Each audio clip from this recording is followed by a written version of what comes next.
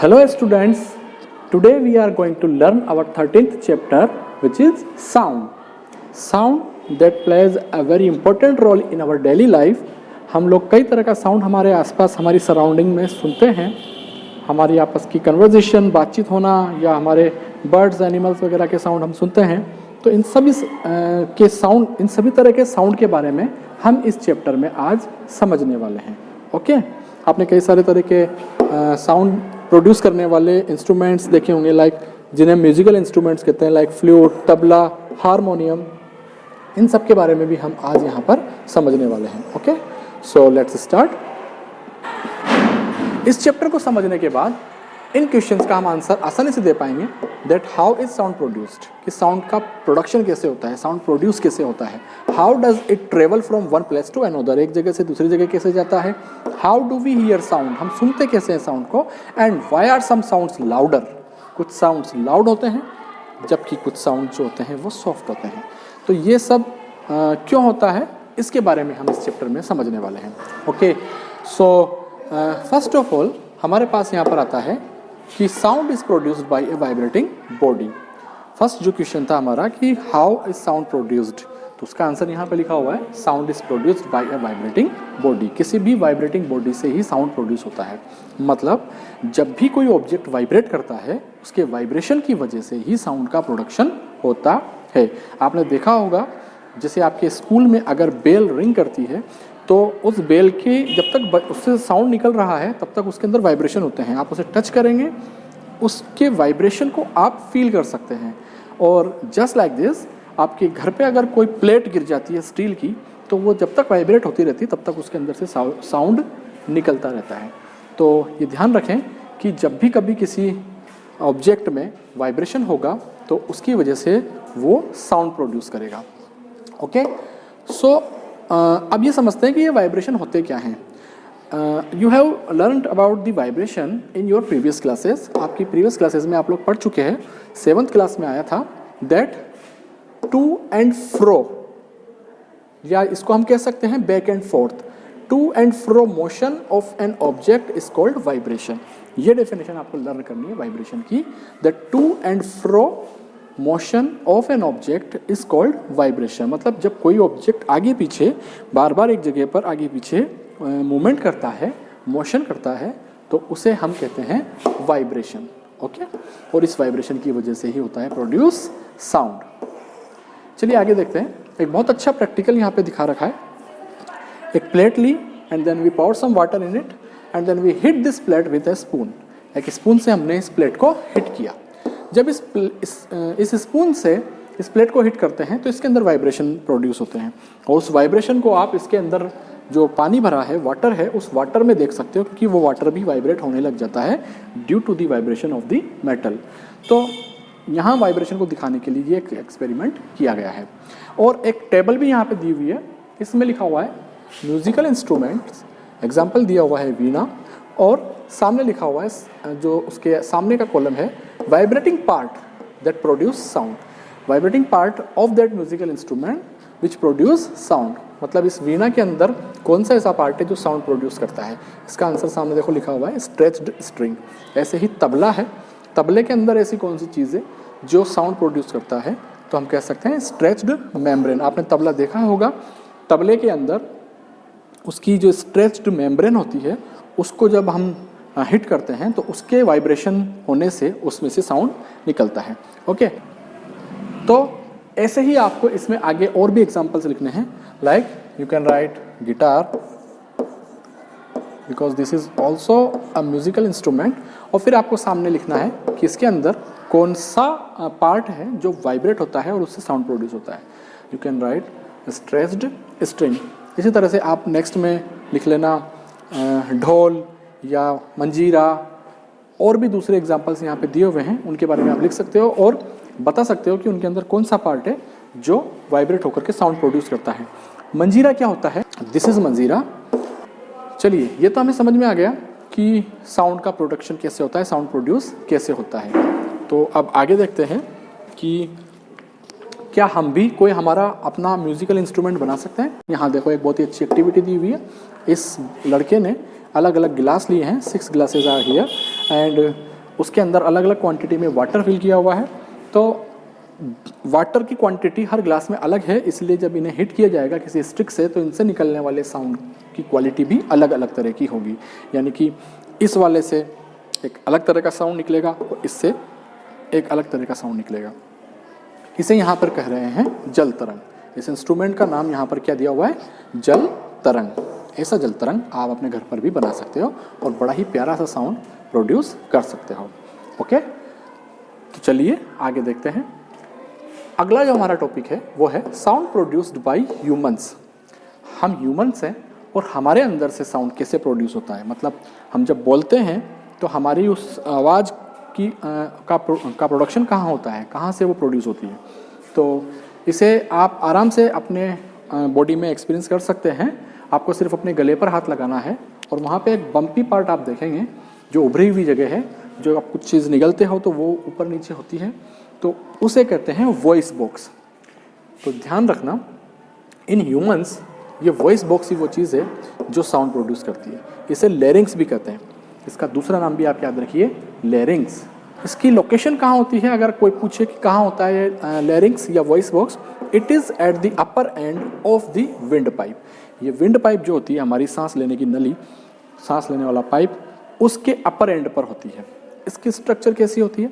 इसकी स्ट्रक्चर ऐसी होती है कि इसमें 2 वोकल कॉर्ड्स होते हैं जो कि स्ट्रेच्ड होते हैं कुछ इस तरह से कि इनके बीच में एक बारीक सी स्लिट रहती है, एक बहुत ही नैरो स्लिट इसके बीच में रह जाती है। चलिए देखते हैं इसकी स्ट्रक्चर। या ये रहा, this is the voice box. इस वॉइस बॉक्स में देखिए, यहाँ पर ये जो हैं ये 2 वोकल कॉर्ड्स हैं, इनको वोकल कॉर्ड्स कहते हैं और इस तरीके से जुड़े हुए हैं कि इनके बीच में यहाँ पर ये स्लिट्स दिखाई दे रही है। तो इस स्लिट्स में से जब एयर पास होती है, लंग्स प्रेशर से एयर को बाहर निकालते हैं और वो इनके बीच से पास होती है। तो जब यहाँ से एयर पास होती है तो ये जो वोकल कॉर्ड्स हैं ये वाइब्रेट होते हैं और इनके वाइब्रेशन से ही साउंड प्रोड्यूस होता है। ओके, अच्छा, एक इंटरेस्टिंग चीज़ भी यहाँ दी हुई है कि जैसे हमने कहा कि किसी म्यूजिकल इंस्ट्रूमेंट के अंदर कोई पार्ट होता है जिसे हम वाइब्रेट करते हैं तो वो साउंड प्रोड्यूस करता है। Like when we pluck the wire of guitar, the strings of guitar, guitar की स्ट्रिंग को हम जब प्लग करते हैं तो उसके अंदर से साउंड निकल रहा है। अब हमसे क्वेश्चन कोई पूछे कि गिटार में क्या वाइब्रेट होता है जिससे वो इतना अच्छा साउंड प्रोड्यूस करता है, तो इसका तो आंसर ये देंगे कि उसके अंदर स्ट्रिंग्स जो हैं वो वाइब्रेट हो रही हैं। बट एक्चुअली वो इंस्ट्रूमेंट कंप्लीटली, पूरा का पूरा इंस्ट्रूमेंट ही वाइब्रेट होता है, क्योंकि उसकी बनावट ही ऐसी होती है, वो बना ही इस तरह से होता है कि वो पूरा ही वाइब्रेट हो, पूरा इंस्ट्रूमेंट वाइब्रेट हो और तब जा करके वो ऐसी आवाज़ निकाले। तो ये ध्यान रखना, यहाँ लिखा हुआ है the whole instrument is forced to vibrate and it is the sound of the vibration of the instrument that we hear. उस इंस्ट्रूमेंट से निकलने वाली आवाज़ उस पूरे के पूरे इंस्ट्रूमेंट्स के वाइब्रेशन की आवाज़ होती है, क्योंकि हम जब प्लग करते हैं तो उसके वाइब्रेशन से बाकी का पूरा इंस्ट्रूमेंट्स भी वाइब्रेट होता है।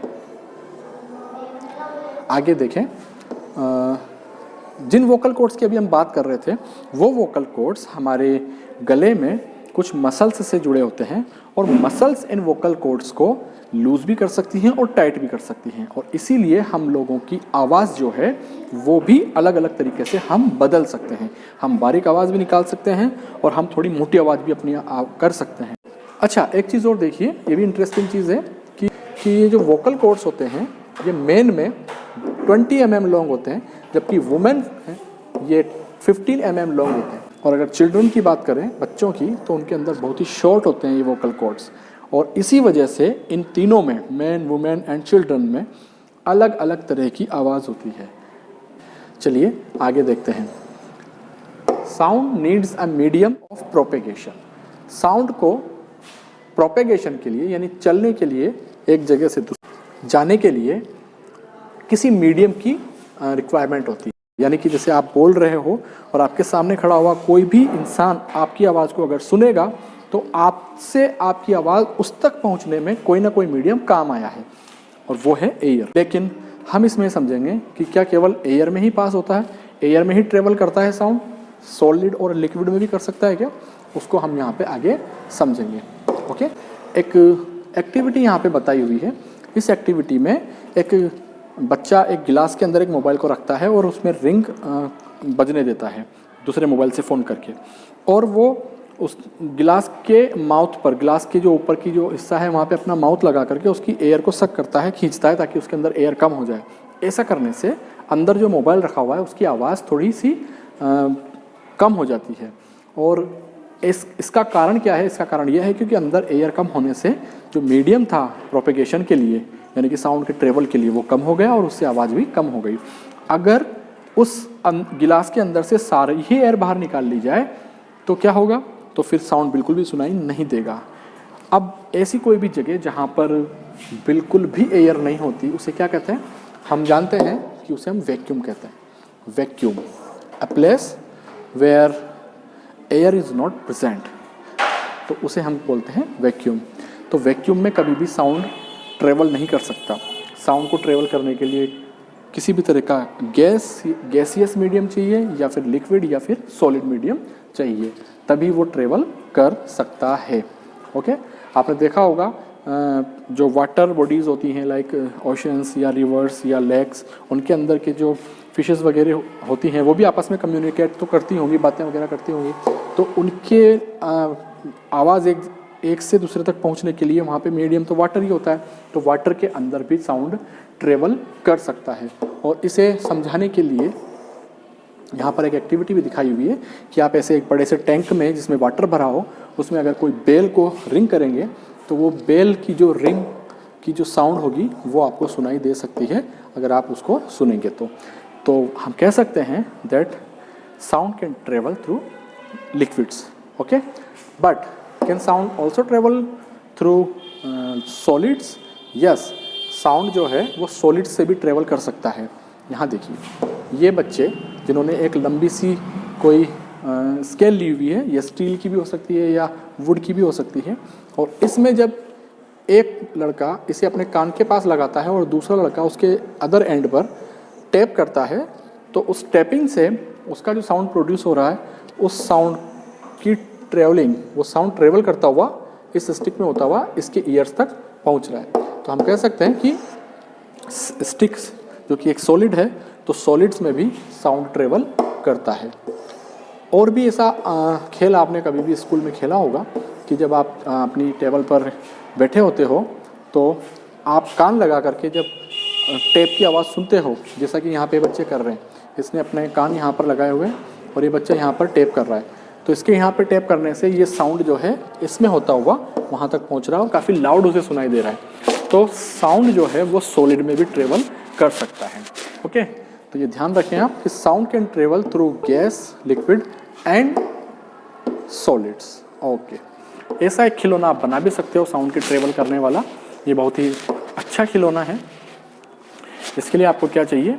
यहाँ देखिए, दो बच्चों ने एक लॉन्ग थ्रेड लिया, कोई भी धागा आप ले सकते हो, सूती धागा, कोई वायर ले सकते हो, और दो थर्मोकोल के गिलास लिए हैं। इन्होंने देखो क्या किया है कि इन दोनों ने दोनों ही थर्मोकोल के जो ग्लासेस हैं उनके बॉटम में छेद करके और वहाँ पे धागा बांध दिया, और उस धागे को जब स्ट्रेच किया तो स्ट्रेच करने पर एक तरफ से बोलने वाले बच्चे की आवाज़ दूसरी तरफ दूसरे बच्चे को सुनाई दे रही है।